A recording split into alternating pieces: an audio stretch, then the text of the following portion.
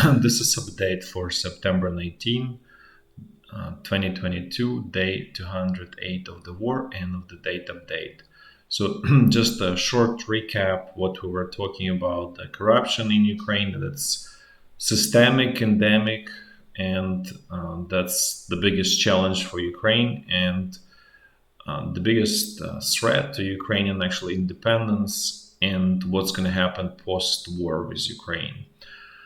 So again, just a quick summary of what happened in this particular cases, but this is just one case of potentially many. So Ukrainian National Anti-Corruption Bureau discovered that these 4 people headed by Alexander Staruch were essentially stealing all of the international help that Ukraine was getting for this Zaporizhya region, which is they are located in Zaporizhya region.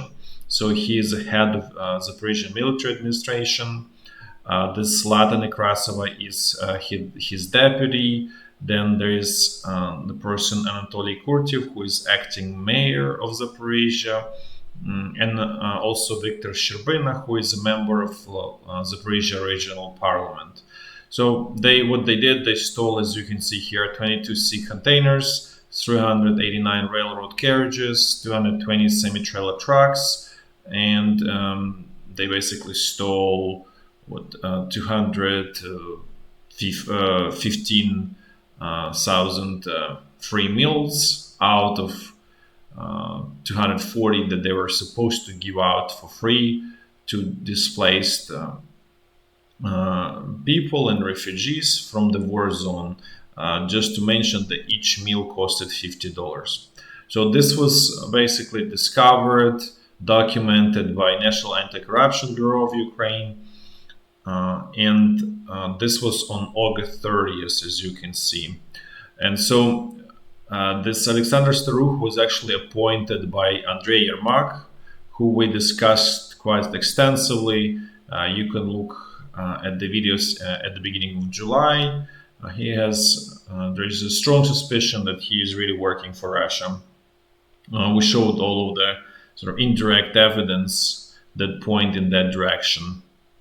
And then he has a deputy, Kirill Tymoshenko, sort of, I guess, similar person, because he sort of hired Kirill Tymoshenko, so he probably wouldn't hire him without him being sort of loyal and so on. So basically then they hired this person, Alexander Staruch, who was basically heading all of the Zaporizhya military administration.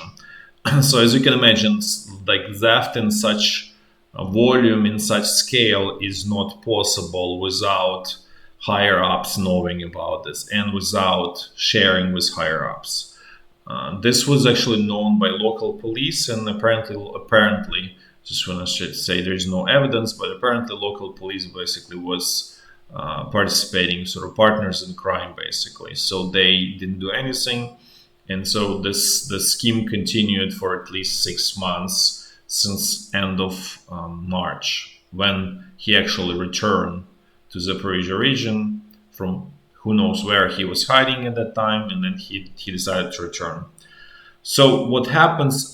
So what happens next, as a continuation of the story, is then on September 8 or 9, 2022, Regional Attorney General decides to take this case away, essentially, from this National Anti-Corruption Bureau and reassign it to local police, which basically will do nothing, and it will stay there and will basically die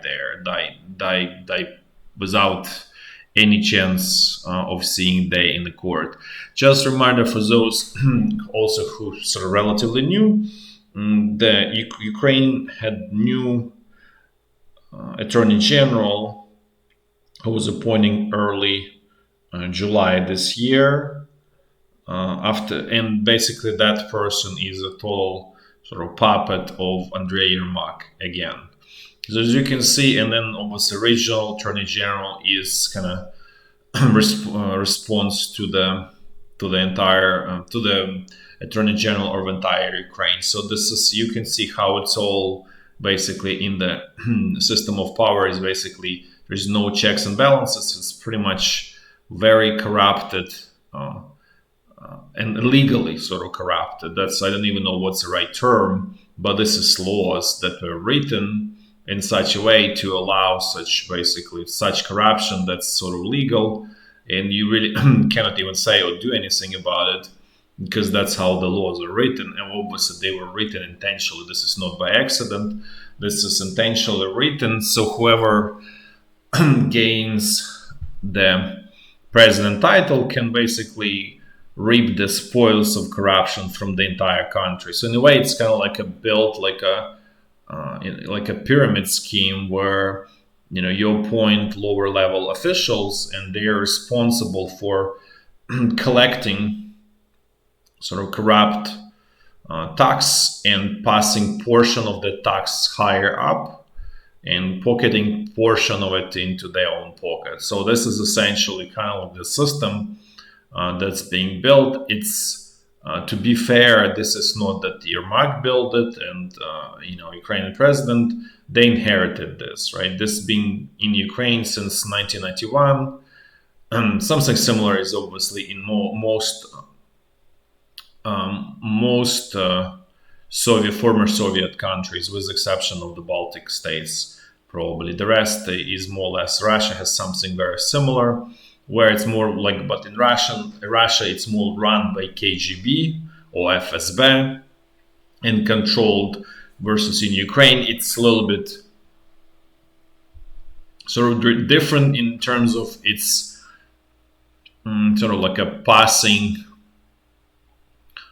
prize for whoever wins election. Basically, that person will grab sort of the spoils of this corrupt system, and that's a big reason why Ukraine was sort of weak prey for the Russian aggression, why it was so exposed, and why Russia decided to invade, is because obviously this corrupt system rots country from within and basically undermines its ability to simply sustain itself. And so at this point, this whole case, it looks like it's just simply going to die off. There is not much mention. There's actually literally no mentioning of it in national media. So basically everything's going to be fine. And the Alexander Staruk and his deputy, all of these people engaged in it that were accused, they continue their sort of positions. Nothing is really happening, and apparently nothing will happen. So this is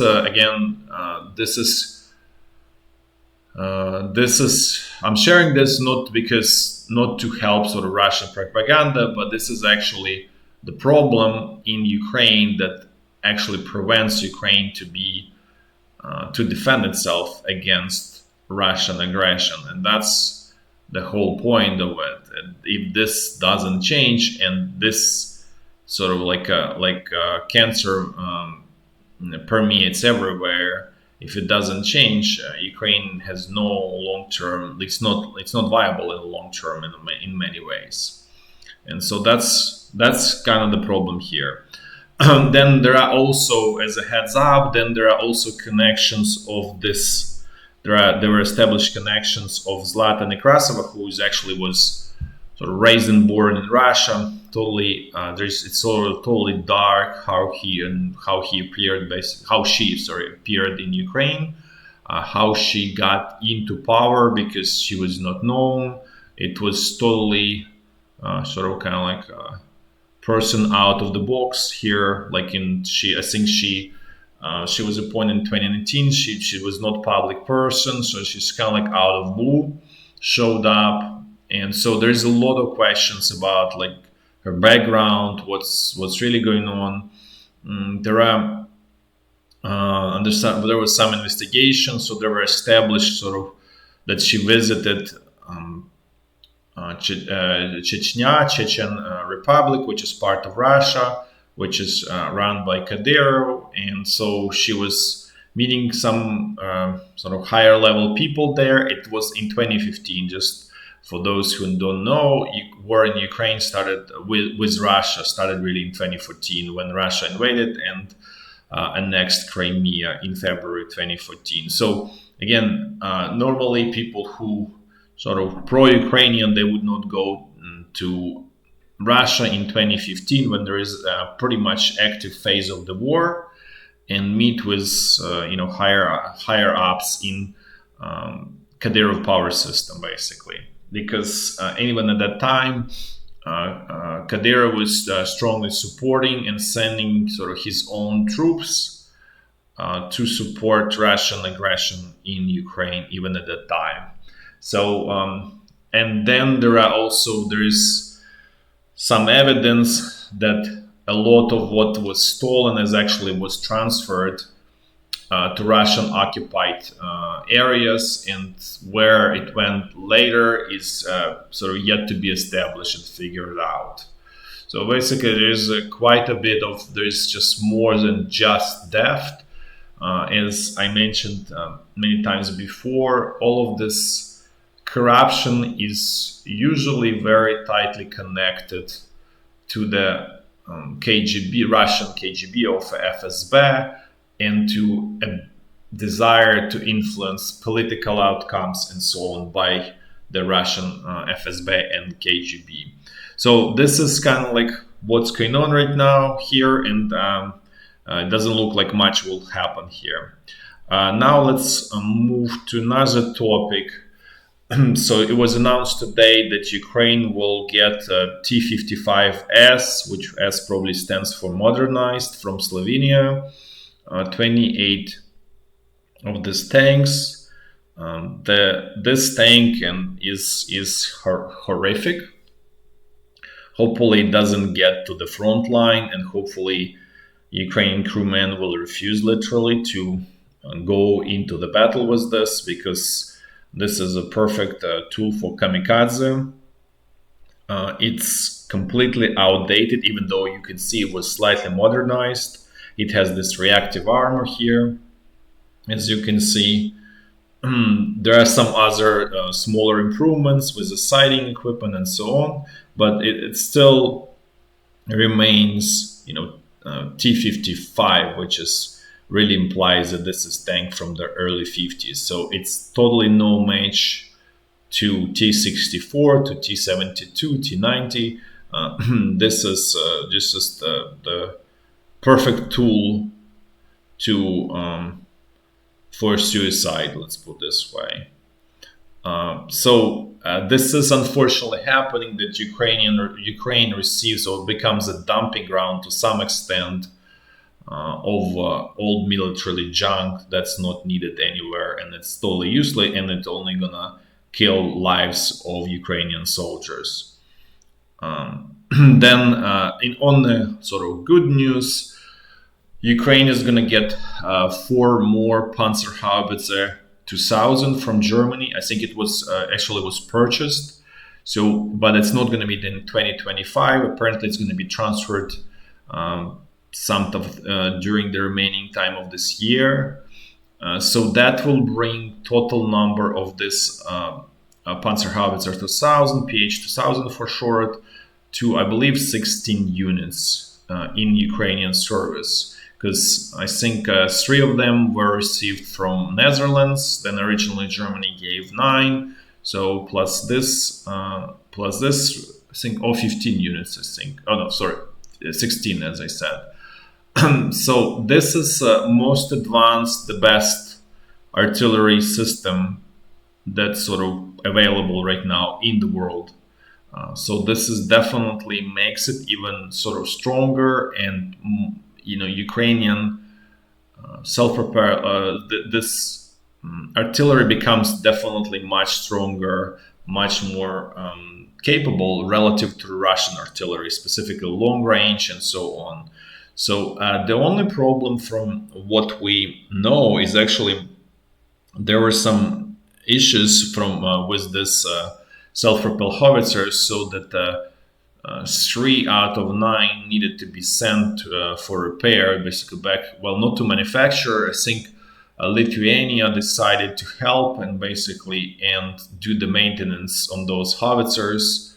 I think some of the comments in the past were that there are some known technical sort of issues, or in other words, that resources of some of the parts are not. I just don't recall the whole details. Maybe people can comment, viewers can comment and refresh.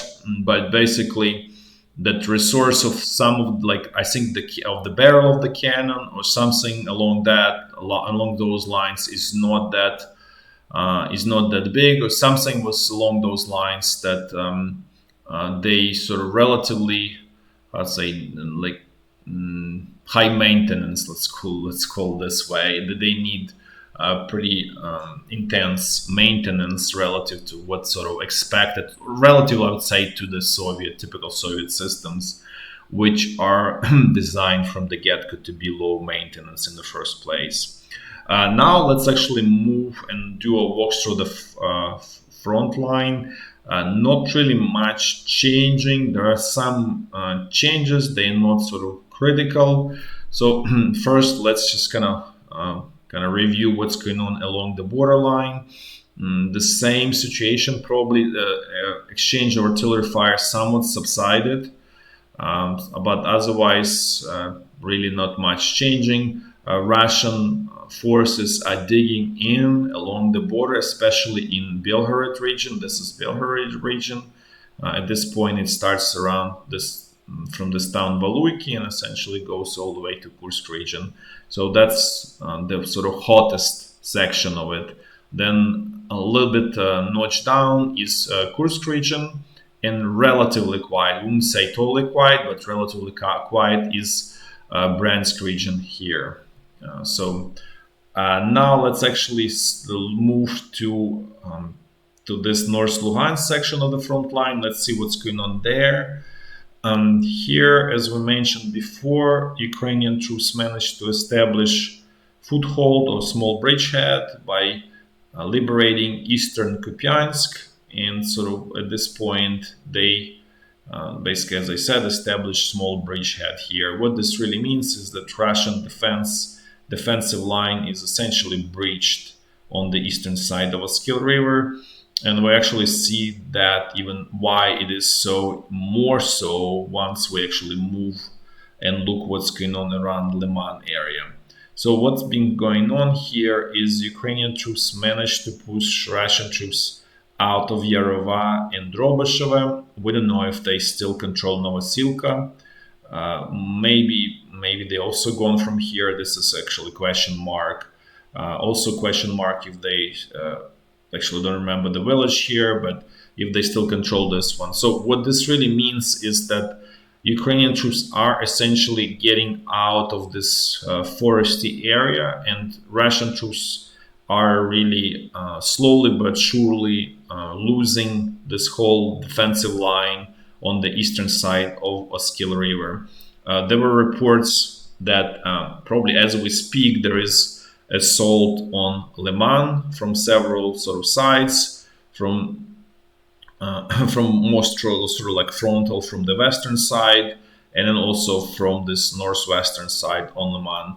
And does look that Russian forces will lose Lyman, if not on the 20th, then probably on the 21st.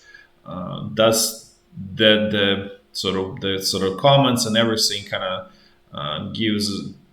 makes us believe that essentially this is lost battle for the Russian side, and the retreat will continue. And so let's just actually look at the big picture. So this is Lyman. So essentially, Ukrainian troops are breaching Russian defenses here. It is breached here. So this point, defending this whole along the front line along this on the eastern side of Oskil River is essentially severely damaged, and it cannot be defended successfully with the number of troops that Russia has. There is always a question that Russia can, throw in more reserves, but at this point, the problem of the Russian side is that they don't have trained quality reserves.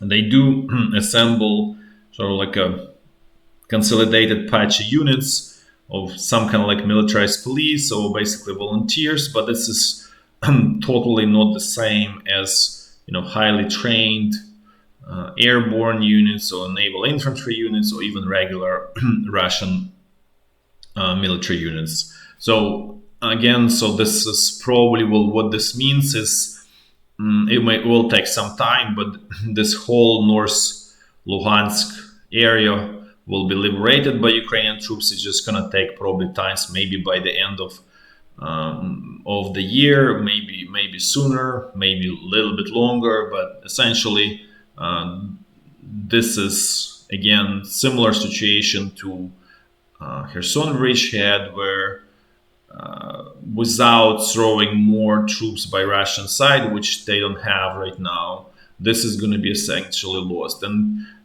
from a big picture perspective, let's actually look at the map.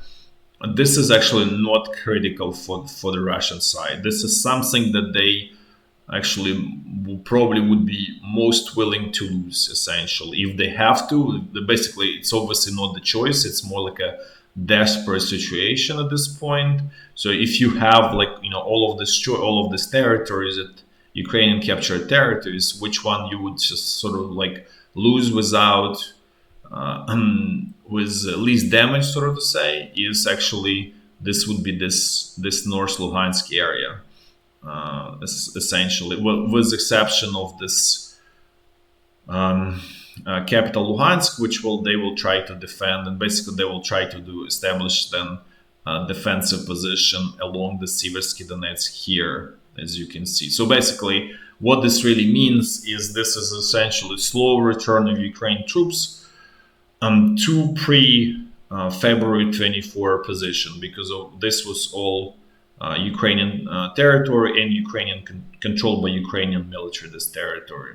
So this is all this really means is not like liberating these territories that were controlled by Russian troops since 2014. This is just reconquista of the territories lost since February 24, essentially.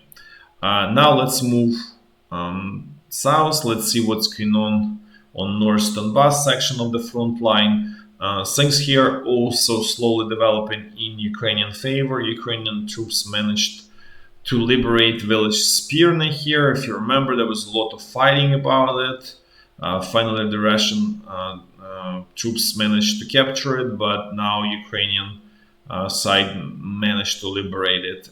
There are some Russian counterattacks, but given the lack of troops, the success of those attacks is pretty low. Even, for example, we can judge from the fact that Ukrainian troops are liberated Bilohorivka and established Bridgehead, and essentially there's no even effort by the Russian side to do anything about it, because pretty dangerous situation, as you can imagine, because this is relatively, if Ukrainian side probably had more skills and more capabilities and so on, it's really easy to actually move around and attack, basically capture Rubizhne, Severodonetsk and so on, because I'm pretty sure there's pretty much, it's the strongholds, the garrisons here are pretty small, or if any significant, meaning like anything beyond militarized police, which obviously can be easily dispersed and cannot put up decent resistance. So this could be easily lost, and as you can imagine, this creates total danger to the rears, not even the flanks, but to the rears of this whole entire group here. So that's why we're saying when Wagner mercenaries, which they do continue their attacks, this is the only group of Russian troops that's still trying to do some offensive action. They still continue fighting. They continue slowly pushing 300 meters in Bakhmut or something like that. Here in Solidar they completely stalled. And then if you look here in Vasila Dolina, they stalled. They have not made any progress. They have not made progress in this area recently. So it's essentially, they did capture, to be fair, Novomikhailivka too. probably a week or so ago. But to be fair, it's just as I said before, it's just pushing yourself deeper into the future pocket if that happens, obviously. Now let's move south. Let's see what's going on the central Donbass section of the front line. Since here are essentially quiet in terms, there's no large-scale offensive action by either side, just exchange of artillery fire, obviously all kind of reconnaissance action, but essentially this is something similar to what we've seen east of Kharkiv, what we see right now on Zaporizhya front line. So this is very, very similar sort of picture here for now. In our opinion, that as we said before, there is for Ukrainian side, attacking here is also suicidal, so we don't expect any attacks here because Donetsk is a large city. It requires a lot of troops to assault it. So the only way to liberate it is actually by creating a pocket around it and by creating southern and northern pincers. That's the only way. So we don't. It does look that this section of the front line will be somewhat quiet in the future. Maybe there will be some local attacks by Ukrainian side to retake Pisky, because it was important sort of cornerstone in Ukrainian defense. So there will be probably desire to restore that. Then maybe they will try to restore this salient around Novobakhmutika, but nothing truly major. Sort of the straight west of Donetsk.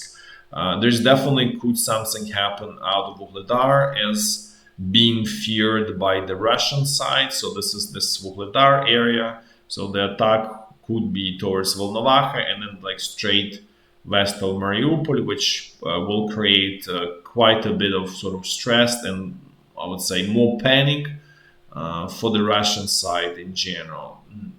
We're not saying that this is happening, because again, this is a very difficult terrain to attack. You really need to be skilled, and that's not what is where Ukrainian army stands right now. Otherwise, this whole Zaporizhia front line is stable. So just reminder, this is the Zaporizhia region that we were talking about, right? So. About that corruption case. Now let's move to Kherson, Bridgehead, and see what's going on here. So there is small advances by Ukrainian side here, nothing really major. Again, their attacks continue. The attacks against the Russian ferries and pontoons continue. There's so far we don't have evidence that this past couple days they were successful. Eventually, basically Ukrainian command will catch those ferries and pontoons and destroy them. But in any case, they don't supply enough for the Russian troops on the bridgehead. So that's the whole point. And essentially, Russian troops are poorly supplied and outnumbered. Sooner or later, this will lead to success of the Ukrainian side here. But let's actually look what sort of gains they made. So this was on September 4th, if you remember. Ukrainian forces established a bridgehead on the eastern side of the Inhulets River. This is Inhulets River, goes here. And so they established this bridgehead. What they did is they actually made it sort of improve that bridgehead, let's put this way, by liberating village Gredneve here and Mala Seydymynukha, which is actually sounds very non-Ukrainian, by the way. So this is a little bit more up-to-date sort of schematic of this bridgehead, where Ukrainian troops essentially control Seydymynukha, and the Russian troops essentially their sort of stronghold is this Kalinivsky, and then there are some attacks. Ukrainian troops try to continue their attacks towards with the idea of basically liberating Davydid Brid, but so far they're not successful. At the same time, they're also not moving in their southeastern direction, because at this point Russian troops created sort of more or less firm defensive positions. So it's harder, definitely harder to penetrate those. And there were, as we mentioned before, there were problems with resupply of Ukrainian troops because if you remember, Russian command decided to attack the dam in near Kryvyi Rih, which was destroyed, and it created artificial flood that went into Inhulets River and increased level of the water. So there was difficulty supplying Ukrainian troops so far. That sort of flow of that huge accumulated amount of water will probably pass through within whatever next, obviously not expert, but next 3, 4, 5 days, and it will go back to sort of more normal level, and that may sort of open up opportunities to continue basically attacks in this area. That's it for today. Thanks for watching, and until tomorrow, bye bye.